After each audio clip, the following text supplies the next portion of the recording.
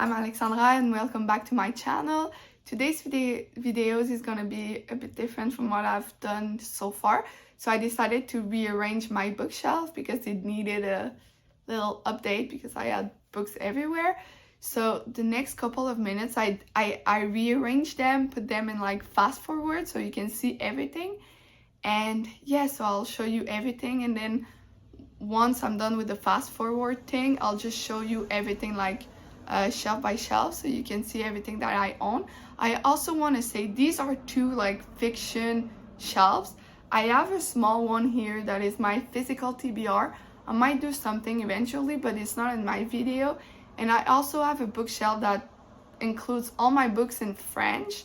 Again, I'm not gonna show them to you, but that's another one. And I have a last one, which is my classic bookshelf. I'll do a tour of that particular bookshelf because there's a lot to unpack and everything. But today is my two fiction bookshelves with the books I've read recently or not, and books in English, some in French. And yeah, I hope you enjoyed this video. See you soon.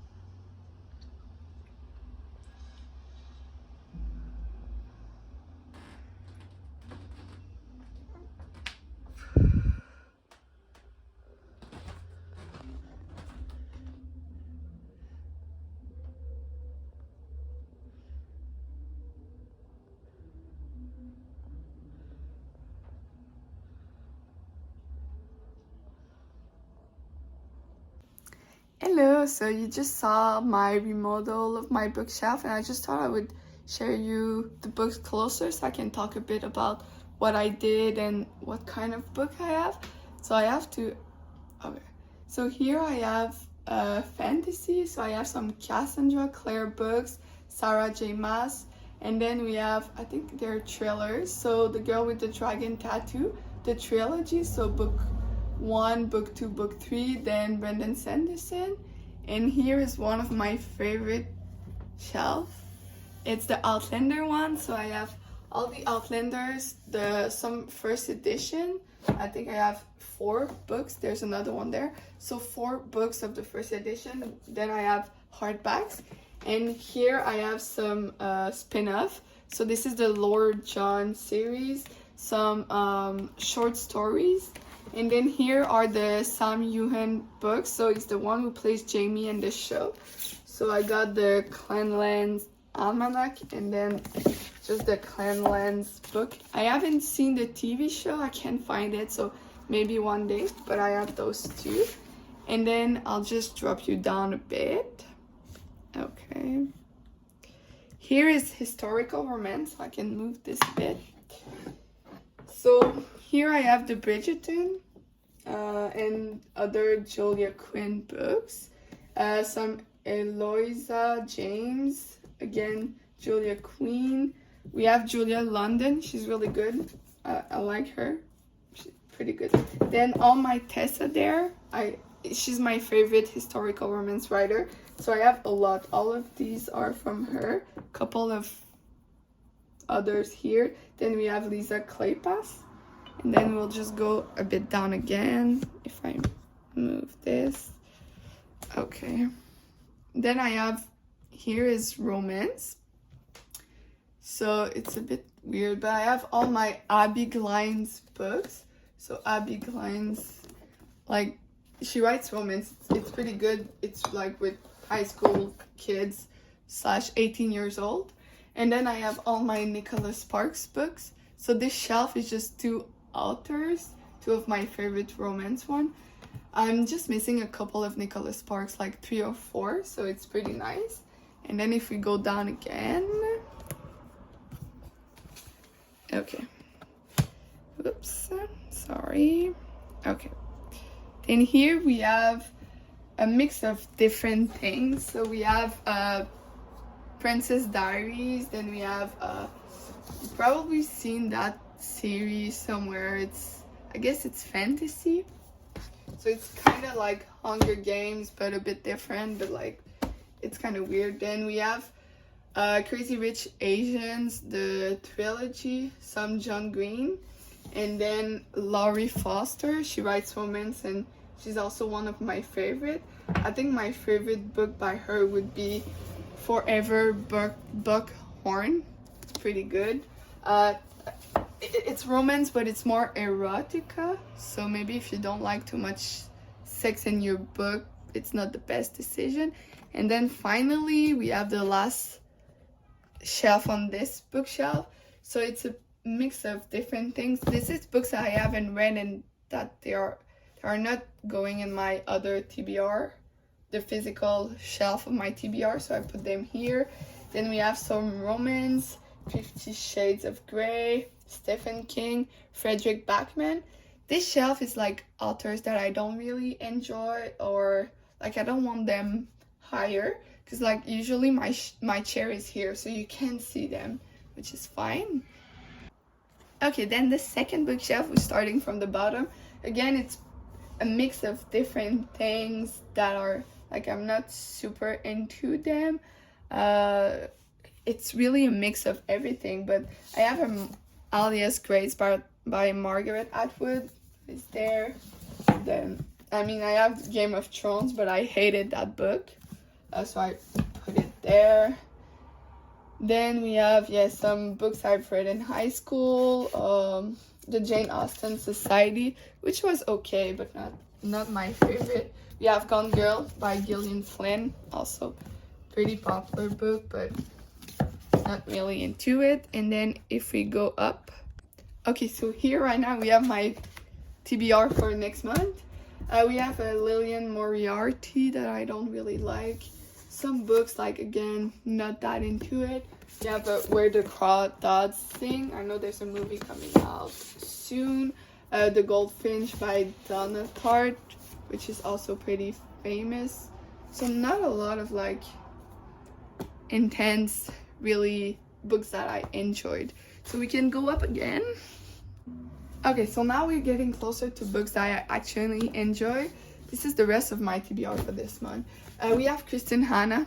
She's really popular right now. The Nightingale that I have. Some older books. Then we have Carlos Ruiz Zafón. He wrote the I forgot the name in English, but this book that I've seen everywhere, and he sadly died a couple years ago. I think it was in 2020. So it's really sad, but I have all of his books. Then we have other Margaret Atwood. We have Michael Ondaatje. Probably not pronouncing that name right, but he's a Sri Lankan Canadian writer, and I really like his writing. I think it's really good. This one was my favorite one. Then we got some Louise Penny, another Canadian writer. We have Beach Read by Emily Henry, which is popular right now. It's the only one I have by her. I listened to the audiobook, and then I bought that one. So then we'll go higher again.